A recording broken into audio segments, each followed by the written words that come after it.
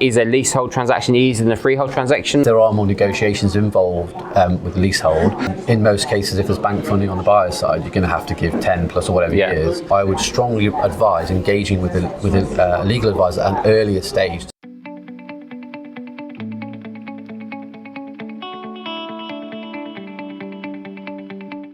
Hello and welcome to this week's edition of the Water Cooler. Today I'm joined by Kush Birdi of Birdi Co, his own law firm founded based in London, which specialises in dental M&A. One of the aspects we'll talk about today is property and how that fits into dental transactions. Now, what we find and what we're asked a lot by people who are considering the sale of their dental practice is whether they should sell it on either a freehold basis or a leasehold basis. And there are of course financial considerations to that in terms of, as a leasehold, you will get a guaranteed rent probably for 10 to 15 years depending on the term of the lease, and if you sell it on a freehold basis, then of course you are liquidising the asset at the point of completion, and you will have that cash available to spend after you've repaid any mortgage, and there are various different tax implications as to freehold versus leasehold as well. But we don't propose to kind of go into that today, because of course the other side of the argument is from a from a legal perspective, and whether there are differences in what that means. So as I said, Kush just joined me today, and so welcome Kush, but I guess the question is from your side of things, is a leasehold transaction easier than a freehold transaction, or is there not really that much difference? I think it really depends, but broadly speaking, it's not that much different. I mean, if you're selling the freehold, you're just selling the property. So the buyer will carry out their due diligence on the property. There'll be a contract to sell the property, and that, I suppose, it is a little bit more straightforward in that regard. If there's a lease, it means that you're going to have to negotiate the lease contract, and therefore have to enter into negotiations regarding various things like rent, term, how long the lease lasts, whether there's kind of any like break clause, whether the tenant can end the lease early, and other bits like who's responsible for repair. So I guess there are more negotiations involved with leasehold, but I don't think it would be, more complex of us to say don't do it that way. It really depends on what's right for you. And I guess from a freehold perspective, there isn't really any legal risk, because once you've sold, haven't you?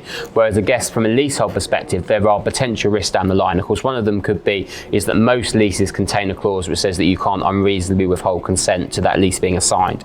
So even though you're leasing your practice or your building, should I say, to dentist A at the point of completion, it's quite reasonable to assume that maybe 3 to 5 years down the line, actually your ultimate tenant isn't dentist A.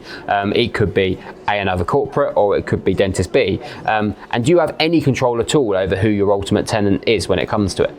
Yes, you do. I mean, provided your legal advisors are doing the right job, you're going to put some protections in the lease to make sure that the person you're selling to or letting to won't be able to assign that lease or transfer the lease to a new tenant that perhaps doesn't have sufficient financial standing, or for example, you can impose conditions on. So for example, if owner A wants to transfer the lease to owner B, then one of the things we normally put in is that owner A has to give a guarantee to perform responsibilities in the lease and pay the rents, etc., in case owner B doesn't do that. So that's a certain level of protection. I mean, in terms of not being able to withhold consent to transferring the lease, you can do it, provided that the law states you can't unreasonably withhold consent. So you can do it if you've got a reason, a valid reason. But just deciding you don't like them, or you don't think that they'll be good at running the practice, isn't a reasonable reason, is it? Yeah, so it's not just an absolute discretion, like no. Depends on the length of the lease, I suppose. I mean, in most cases, if there's bank funding on the buyer's side, you're going to have to give 10 plus or whatever years. You're going to have to put those clauses in where you can't unreasonably withhold consent. But if it's a shorter term, on a cash sale, for example, you can probably justify more control and sort of saying you can't assign to anybody. And I guess the other angle of it is lots of people now use a limited company structure to make the acquisition, and I guess obviously you read now, particularly in the retail sector, where lots of retail businesses are saying, well, basically, unless you chop the rent in half, we're gonna move out. That's the end of that. And there's lots of I think obviously Ted Baker was recently announced this week as potentially going to administration. Is that potentially, if you're leasing directly to a limited company, is there the possibility that your buyer could just close down the limited company and basically get out of the lease almost immediately? I mean, there's definitely a risk that the buying tenant could close down.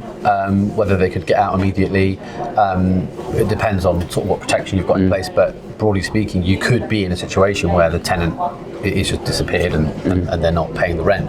But so that means you have to put protections into place, and there are a few things you can do over and above the terms of the lease. So you could request a deposit up front, for example, where, for example, like a 6-month type of deposit is paid on when the lease is signed, to act as some kind of protection. Obviously, it doesn't guarantee you're going to recover every bit of rent or repair kind of costs from the tenant if the tenant's gone away.